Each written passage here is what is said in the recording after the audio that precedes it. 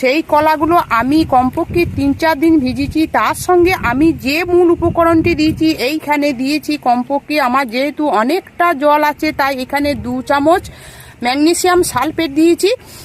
এইটা দিয়ে যদি আপনারা যদি কমপক্ষে 3-4 দিন ভিজিয়ে প্রতিটি গাছে 10 থেকে 15 দিন অন্তর যদি প্রয়োগ করেন এইরকম রেজাল্ট আপনারা পাবেন।